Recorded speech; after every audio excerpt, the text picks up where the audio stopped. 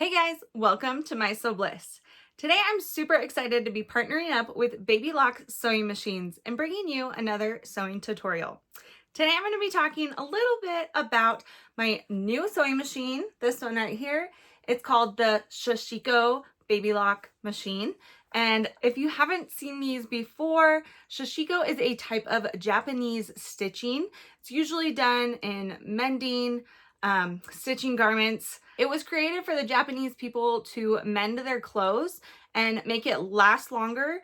So a lot of farmers or workers were doing this, and then it fell out of style. Clothing became cheaper. It was easier to purchase and buy fabric. So it kind of fell out of style, but I feel like it's coming back and it's becoming more popular, especially in quilting. It kind of gives off an embroidery look, and I have wanted to put it in quilts and clothing, in decorative pillows, curtains, all the things. So I'm so excited to be able to try out this machine and use it and share it with you guys, and show you what it's all about and show you what I'm going to do with it, all the projects I have in mind to make with it. And if you have any projects, any ideas that you want me to try out, let me know down below in the description, and I will take that into account and try and make those things. Yeah, there's just so many things. I want to put it on jackets, I want to put it on shirts, I want to put it on pants, I want to all the things. So this is just going to be an introductory video on what is Sashiko stitching, what is this machine. Also, I've heard it Sashiko.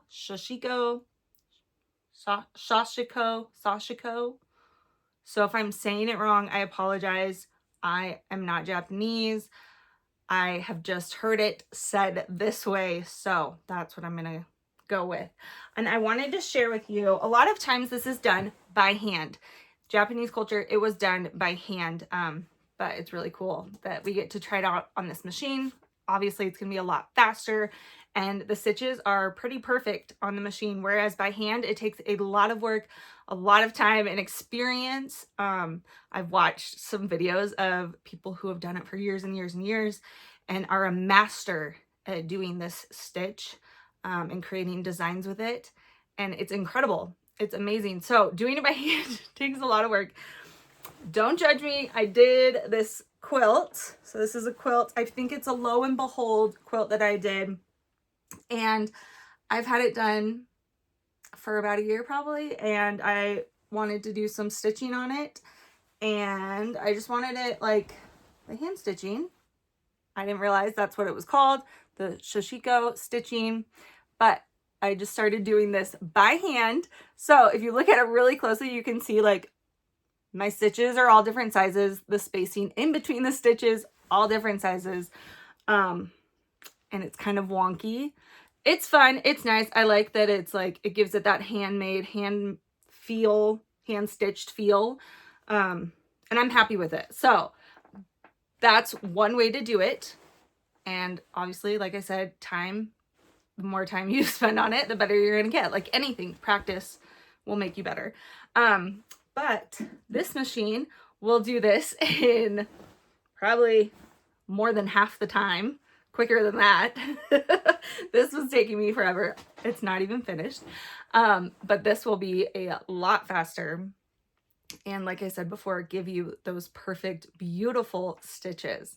So let me show you what it's all about and how it's gonna work. One thing that is super unique about this machine is you actually don't have any top thread. There is a spool holder at the top. Obviously, there's levers, there's things to use up here, but that is for winding your bobbin over on this side. So everything sewing wise is going to be down here when you're actually, where you're actually sewing. And your bobbin is going to be here on the side. And like you can see, very simple. So I'm just going to give you a little preview of what it looks like when you use this machine.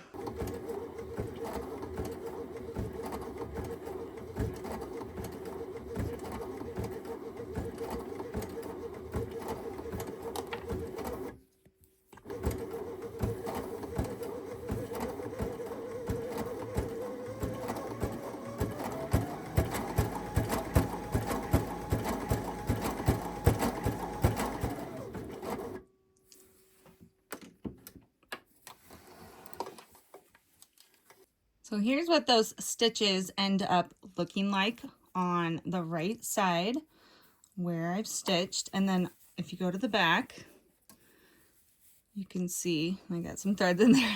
Didn't fold it under, but it just looks like a regular stitch on the back. So that's why this stitching is really nice for quilting, because you can have that decorative stitch on the front of your quilt that looks so beautiful, so clean, and can really just add a pop to any quilt. And then on the back, it just looks like a basic stitch. The adjustments that you can make on this machine are going to be your stitch length and your stitch spacing. So you can control it. It goes from 2 to 5, can go 2, 2.5, and then all the way down to 5. And that's for the stitch length. It shows us here, and the stitch spacing. So we could do a very small spacing with, say, a medium stitch length. So that would be a 3.5 stitch length and a 2 spacing. And I will show you how that is different. Let's actually go to 3. So it's a lot more different than what we had it at on the first stitch. So I'll just let that sew.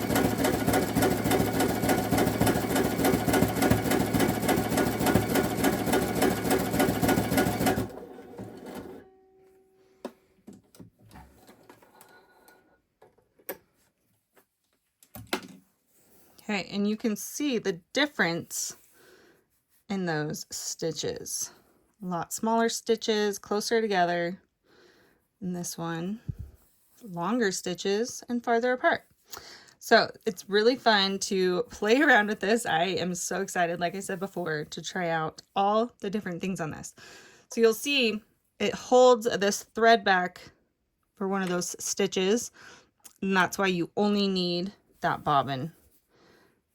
So I'm also going to do a video on how to thread the Sashiko machine. So make sure to check that out if you have any questions about loading the bobbin, what the bobbin looks like, and all that.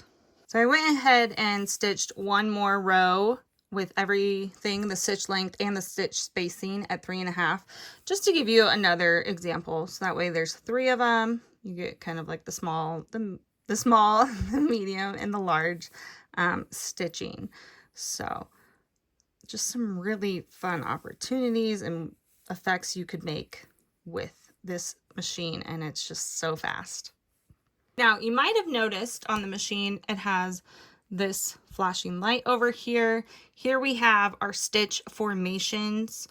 This will tell us when it's flashing a certain color, where it's going to start next when you start stitching. Is it going to start at the end of a stitch and do a space, or is it going to start at a stitch and then do a space? So that's really handy if you're trying to keep it precise and right in a row, right, perfect, everything. So that's helpful. The flashing will also tell us if there's something that is not right. Like right now, I cannot sew because my presser foot is up. So it's going to flash the light at me. Or if the side cover was open, that's this over here.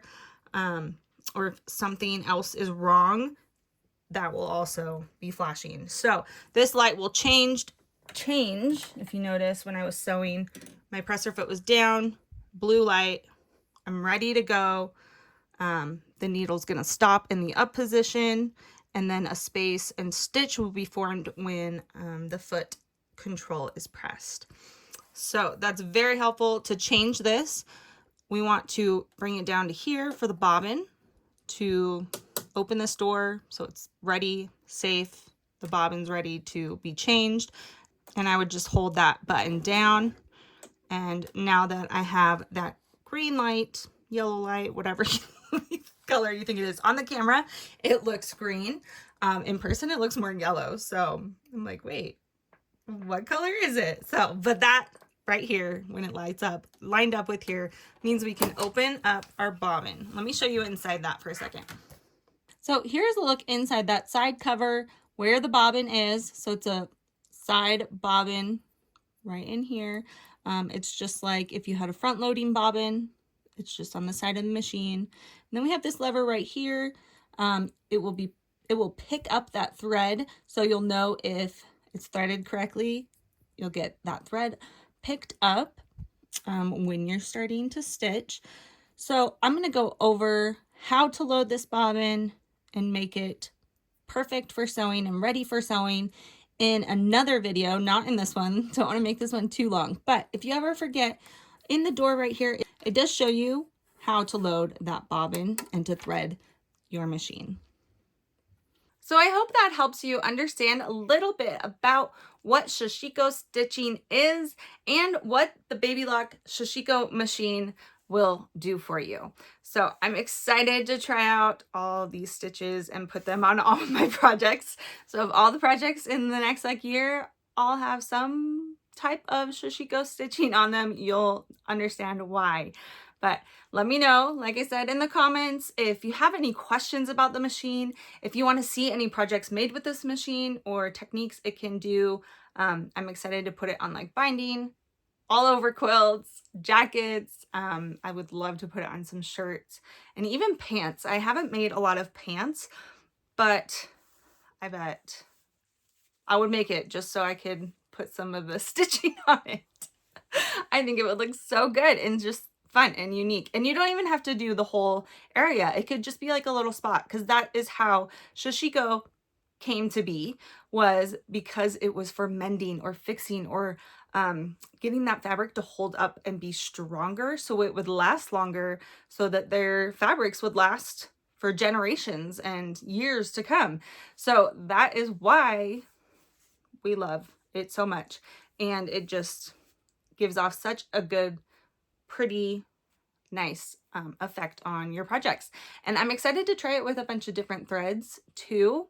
You can do like a lightweight regular cotton thread, or you could do a more decorative thread, a heavier weight thread. So I'm excited to play around with that. I'll have to do a video on what it looks like with the different threads, or variegated threads. I bet I've heard those look really pretty.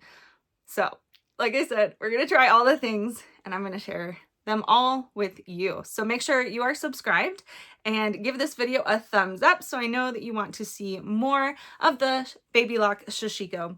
And I will see you guys next time. Bye!